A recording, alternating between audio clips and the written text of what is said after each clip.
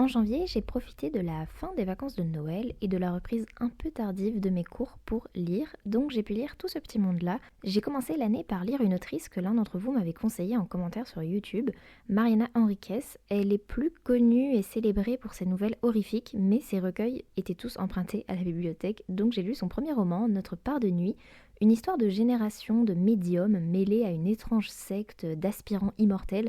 Il y a vraiment des visions d'horreur ultra frappantes, mais globalement, je trouve les chapitres qui sont centrés à chaque fois sur un personnage un peu inégaux.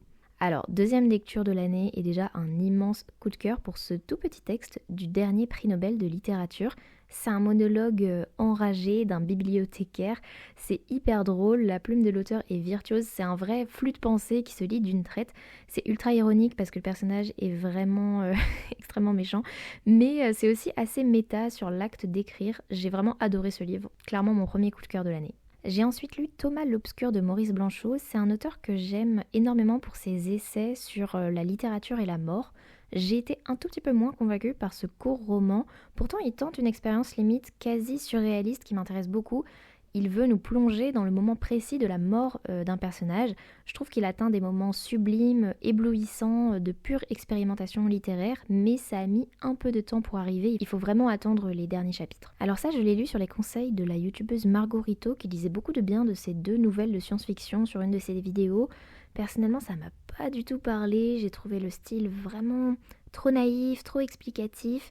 Et c'était étrange, la construction était très elliptique pour des nouvelles. Je suis pas du tout entrée dans ces deux textes malgré des très bonnes idées de départ. J'ai ensuite lu un essai sur la narration auto-thanatographique, c'est-à-dire tous les moments où un personnage mort nous parle. Et cet essai analyse autant Desperate Housewives que William Faulkner.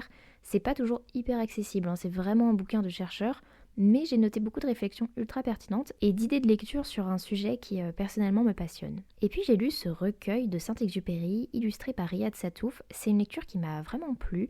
Il y a des pages magnifiques sur l'amitié, sur l'attente, sur des paysages. Il y a des illustrations qui apportent vraiment une poésie et le point de vue d'un lecteur passionné qu'est Riyad Satouf. Donc c'est un très joli livre, très sincère et qui, je trouve, amène une grande sérénité. Et puis pour finir, je suis obligée de faire seulement un teasing de mon retour de lecture parce que des amis sont en train de le lire en ce moment, donc je veux pas leur spoiler mon avis, mais j'ai été un peu déçue par ce roman de science-fiction féministe, donc pourtant j'espérais vraiment beaucoup.